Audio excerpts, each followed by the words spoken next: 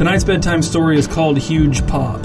I realize that titling the story that might cause some confusion or maybe even some consternation, but I choose to do it anyway. Let's begin. The every-hour gas station and convenience store's Huge Pop summer deal lasted from June 1st until September 1st. It was a great deal, any size fountain drink for only 69 cents, and the cup sizes went up to 44 ounces.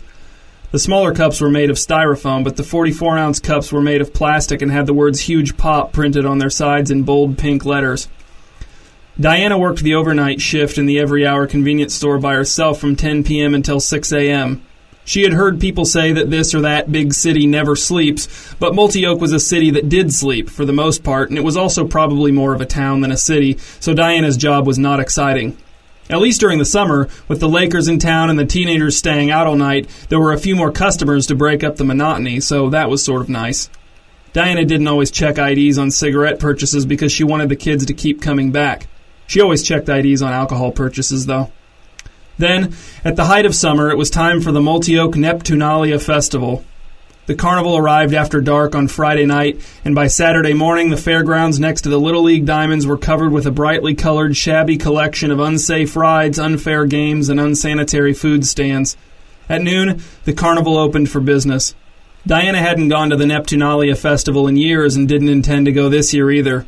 She got up at 2 in the afternoon and spent the remaining hours before work reading on her porch and doing household chores. That night, the first few hours of Diana's shift at the gas station were unremarkable, but she knew what was coming. Every-hour gas station and convenience store was not near the fairgrounds, but it was right along the most direct route from the fairgrounds on the west side of town to Backup Paradise on the east side. Backup Paradise was Multi-Oak's only strip club, and the carnies loved it. Diana knew that around 2 a.m., once the carnies started trickling out of Backup Paradise and heading back to their campers at the fairgrounds, her shift would get a lot more interesting, but not in a good way. The carnies were crude and rowdy even when they were sober, and not a single carnie who came into the convenience store on the way back to the fairgrounds from Backup Paradise would be sober. They would be drunk and either foul-tempered or obnoxiously happy. Their motor skills would be impaired, which was bad news for the newspaper racks and chip displays, and they would be aggressively flirtatious, maybe even to the point of harassment. It was by far Diana's least favorite time of the year to be the overnight employee at every-hour gas station and convenience store. Just a few minutes after midnight, the first carnie came into the store. He had not changed out of his bright blue carnival uniform T-shirt with the words "Gone Too Soon Amusements" printed across the chest. He was not much taller than Diana, and he looked like a thin man who had recently gained some unwanted weight. He had flat black hair and a few days' worth of beard. He did not seem drunk as he nodded a greeting to Diana and walked directly to the fountain drink machine. "Wow," he said, turning to look at Diana and pointing at the Huge Pop summer deal sign stuck crookedly to the front of the drink machine. "Any size? Only 69 cents? "That's right," said Diana. "All summer long." "That's a great deal," said the carnie, taking one of the plastic 44-ounce cups in his hand and filling the bottom with ice. He looked inside the cup and shook a few cubes out onto the grate over the drink dispenser's drain. "We do it every year," said Diana. "People seem to like it." "I'll bet they do," said the carnie. "If I lived in this town, I'd be in here a few times a day." His enthusiasm for the Huge Pop summer deal was winning Diana over. She also liked that he hadn't cussed yet. "Well, you'll just have to get as many as you can this week while you're in town," said Diana. The carnie filled his cup to the brim with Artiste cherry cola, put a lid on the cup, inserted a long straw into his Huge Pop through the top of the lid, and carried the cup over to Diana's cash register with both hands. He set his drink on the counter and grinned as he struggled to pull his wallet out of the back pocket of his tight black jeans. "That'll be just 73 cents and not a cent more," said Diana, playing it up a little. The carnie had swept her up into his excitement over the deal. "I think I've got the change for that," said the carnie. "I think I can buy this much pop with change, if you don't mind waiting a second." He opened his wallet and emptied the change pouch into his cupped hand. Then he set his wallet on the counter next to his drink and began plucking out coins and sliding them towards Diana. "Take your time," said Diana. "I'm here until 6, and there's no one waiting on you." "Thanks," said the carnie. "I almost wish it cost a little more so I could get rid of more of this change." "Almost." Eventually, the carnie lined up coins totaling exactly 73 cents in front of Diana on the counter. He dumped the rest of the coins back into his wallet and slipped the wallet back into his pocket. "I'm actually surprised to see you this early," said Diana, opening the cash register and dropping the coins into their appropriate trays. "You guys usually don't start coming in until after 2. "Who?" asked the carnie. "Which guys?" He took a long sip of his drink. "You guys," said Diana, "carnival workers. I don't expect to start seeing you until around closing time for Backup Paradise." "Oh," said the carny, making a sour face. "That strip club? I don't go there. Not my kind of establishment." "Really?" said Diana. "Well, your coworkers seem to like it." "That's true," said the carny. "They do. We mostly work in small towns, and it's rare for towns of this size to have a strip club. They can't resist. They get in all kinds of trouble over there. Can't say it does much to improve our reputation." "My husband sure liked that place," said Diana. "Even when he was on oxygen and in a wheelchair, his friends would load him up and take him over there. They had a special seat for him and everything." She paused. "I'm only 41. He was older than me." The carny nodded in mid-sip, which made him choke a little. "Well, I'm against that kind of thing," he said. "The carnival is supposed to be innocent family fun, but it doesn't feel that way when us carnies are getting in fights and making lewd comments and not keeping the equipment in good running order." "Oh, I know," said Diana. "I remember I loved going to the Neptunalia Festival Carnival when I was a kid, but at a certain age either the carnival changed or else I just started seeing it for what it really was. I never go anymore. Everything always just seems so run down and ugly and seedy." "Seedy," said the carny. "That's exactly right. Today's carnivals are seedy, and that saddens me. They're supposed to be about innocent family fun, but instead they're seedy. That's what I'm trying to change." "How?" asked Diana. "Every little way I can," said the carny. "Being a good employee, cleaning up, keeping up on repairs, being polite and courteous, being a good example, not cheating anyone, watching my language, not causing problems in the local communities, and such, and so on." "Well, that's something I can appreciate," said Diana. "I really think that sounds great. If there were more carnival workers like you, I'd probably start going to the Neptunalia Festival again."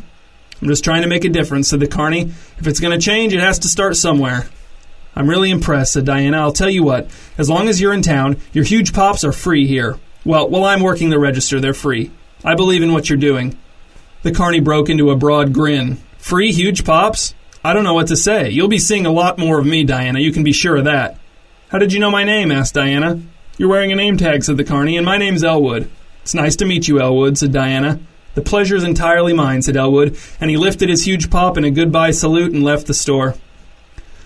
Shortly after 2 a.m., the usual batch of carnies began to arrive. They slurred and stumbled and cussed and shoved and argued and shoplifted and demanded cigarettes in tones of voice that Diana found very unpleasant.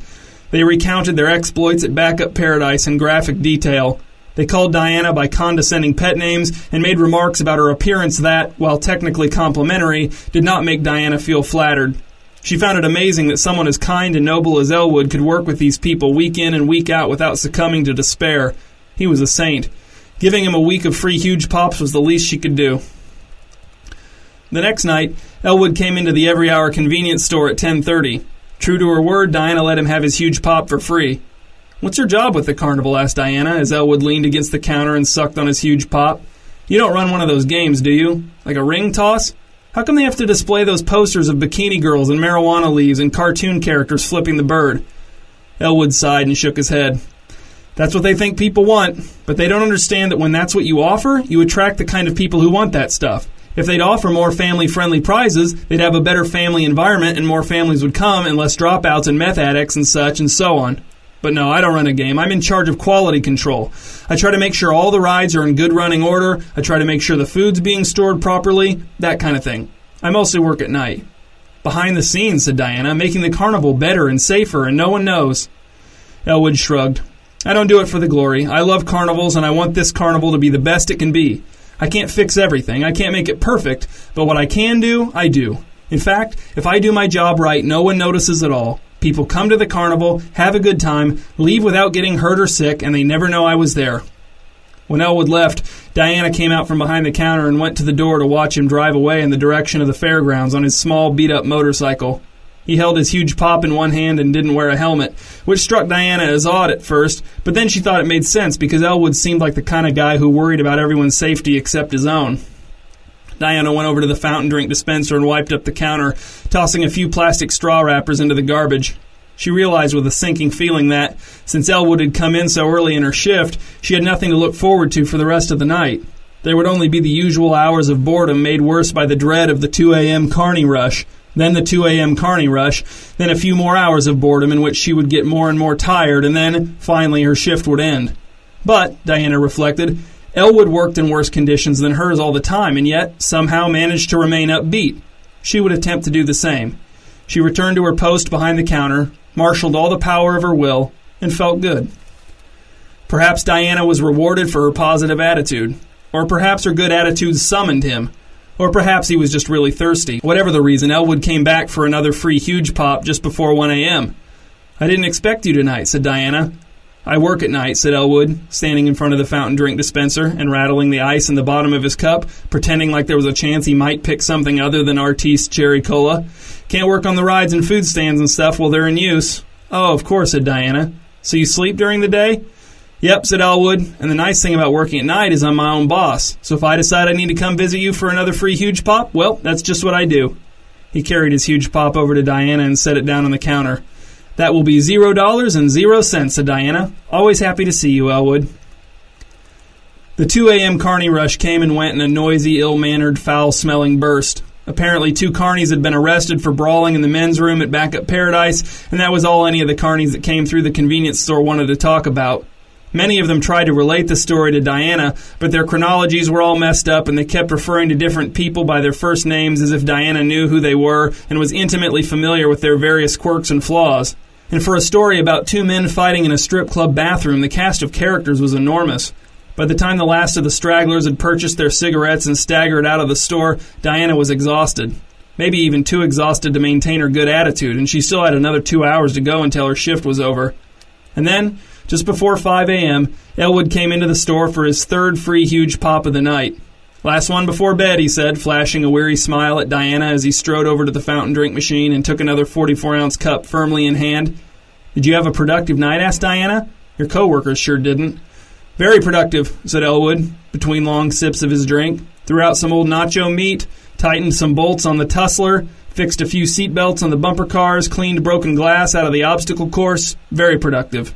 He seemed so satisfied, like to the core of his self. "You're going to sleep well," said Diana. "And you should. You earned it." "To a better family environment at the carnival," said Elwood, lifting and tilting his huge pop toward Diana. Diana pantomimed lifting a huge pop of her own and tapping it against Elwood's huge pop.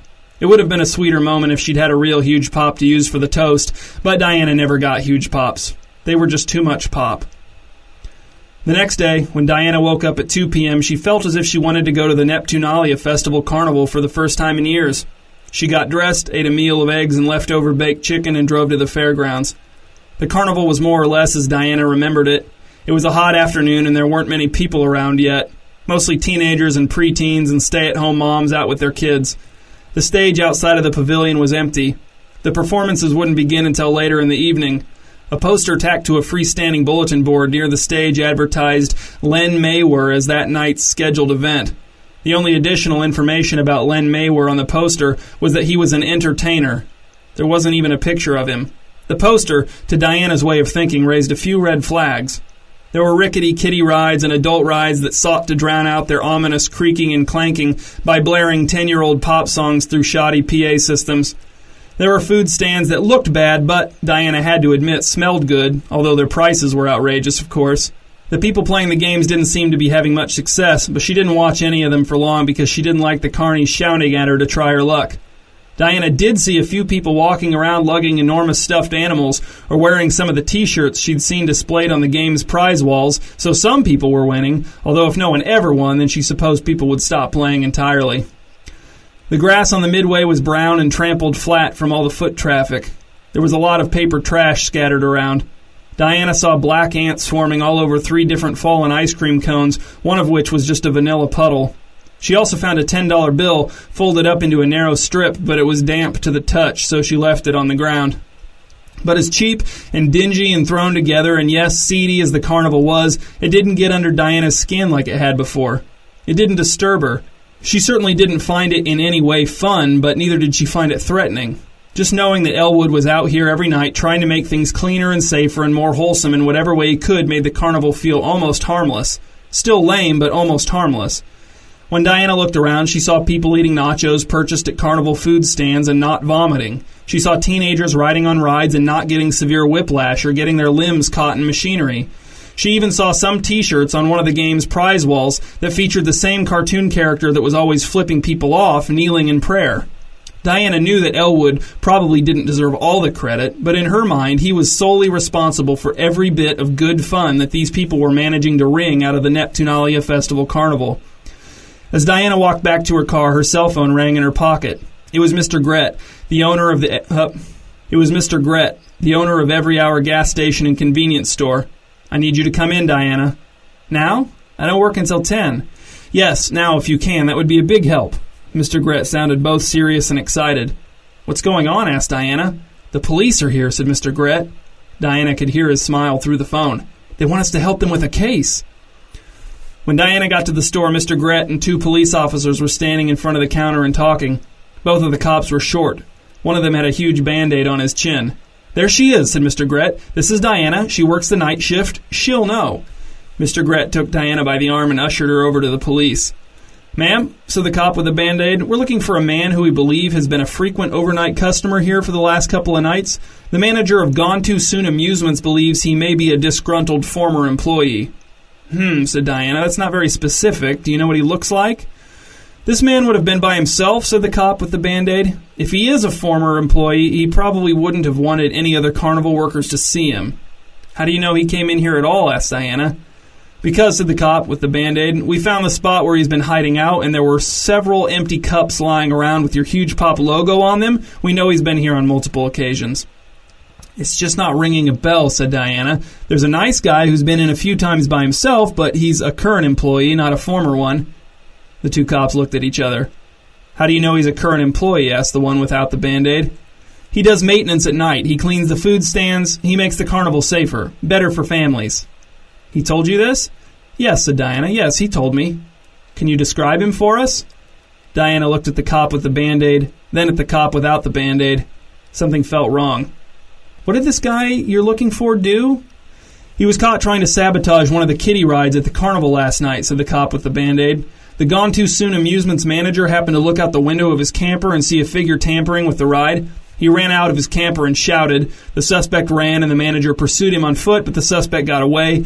But we have reason to believe that he's still in the area. He doesn't know we're looking for him as far as we know, but we need to act fast. So please, ma'am, if you can remember anything about this customer you mentioned's physical appearance, or if he had a vehicle, and if so, what kind, or anything else, that would be helpful." "I don't remember," said Diana, her mind racing. "Well," said Mr. Gret, "we could always check the surveillance tape footage." Diana knew Mr. Gret was cheap, and she knew he was strict, but she never would have guessed that he would fire her just for giving away 3 Huge Pops, especially during the Huge Pop summer deal, where that only amounted to a total loss for the store of $2.07.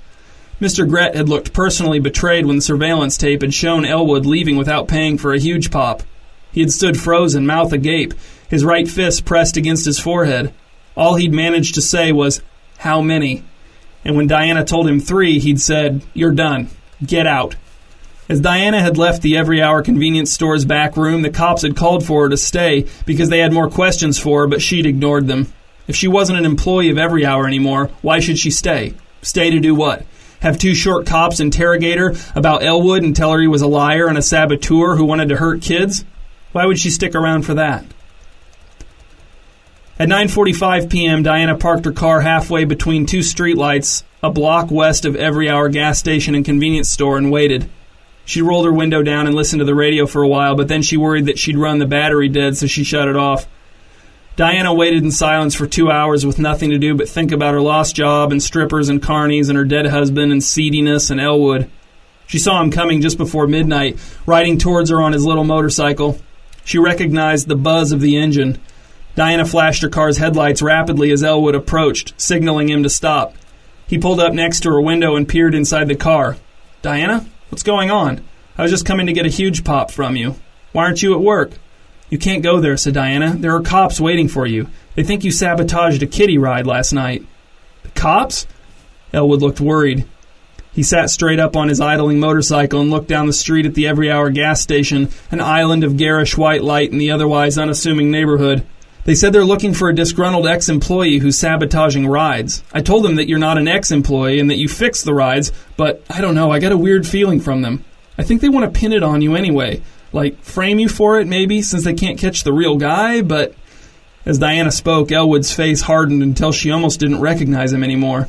"It's always me," he said, his voice low. "It's so convenient. It's not enough to humiliate me, to make me the scapegoat, to fire me. They even try to turn my atonement against me. They refuse to change, and so they believe that change is impossible." He shouted something that wasn't a word and slammed his hand down on the roof of Diana's car, making her jump. "What's going on?" asked Diana, her voice trembling. "Do you work for the carnival or not?" "I work for the carnival," said Elwood. "I work for the carnival more than all of the carnival's remaining employees put together. I work for that carnival, yeah, I do, but I work for the carnival, too, with a capital C." He stopped talking, breathing heavily, still glaring down the street at the gas station as if working up the courage to storm an enemy fortress. "But no, I'm not currently employed by Gone Too Soon Amusements, nor any other specific carnival." "You lied to me," said Diana, "and I gave you free huge pops, and that got me fired. And then I waited here for hours to warn you about the false charges against you. But now I see I don't know anything. Maybe you were sabotaging that kiddie ride. Maybe you're a monster." Elwood looked back at Diana, an expression of frustration on his face. "I've changed," he almost shouted. "I was careless. I used to be. Last year I was in that strip club every night, just like everyone else. But when a kid gets hurt, they have to blame someone, and they chose me. That's the carnival, Diana. Reactive, not proactive. Cut corners until disaster strikes, sacrifice one man no more or less guilty than any of the others, and roll onward without changing a thing. But I won't go away. I serve the carnival. I'm following them, and I'm saving them from themselves, and they refuse to see it. I am a guardian angel living in the undergrowth, skulking around with a wrench and a bottle of disinfectant. I am family-friendly." Diana tried to piece together what Elwood was saying, tried to figure out the sequence of events, tried to fill in the gaps. "You got fired from the carnival, but you follow it from town to sneak in at night and fix the rides?" "I do whatever needs to be done. My goals are loftier than mere safety or sanitation. I seek the greater good of the carnival. I pursue that end wherever it may lead me." Diana didn't know what to say. Elwood looked down the street at the every-hour gas station again, his lips moving wordlessly. Then he said, "Diana, how did the cops know to look for me at this gas station?" "Because," said Diana, "they found your empty huge pops." Elwood closed his eyes and slammed his hand down on the roof of Diana's car again. "I knew it!" His chest heaved as he took deep, alarming breaths. "I should never have let you tempt me with those huge pops. You brought this on to me, Diana. You distracted me from my mission." "No!" shouted Diana. Suddenly she found she did know what to say. "No! I am so sick of being blamed for everything. You blame me for the cops finding you. Now the cops are going to blame me if you get away. Mr. Gret blames me for every hour's financial problems because I gave away 3 huge pops. My husband said it was my fault he blew our life savings on drinks and strippers in the last year of his life. You're never going to change the carnival, Elwood. This carnival, any carnival, the carnival with a capital C. It's all going to be seedy forever. It's just going to get seedier and seedier. You know why? Because you're a carnie, and carnies are seedy, and you're seedy, Elwood, you dirty, seedy carnie. When every last carnival is finally gone for good, swept off the face of the earth, and may that day come soon, you will disappear with them. You will just be gone." As Diana drove away, Elwood shouted after her, but she couldn't understand a word. It was incoherent and obscene, nonsense, drivel, carnie babble.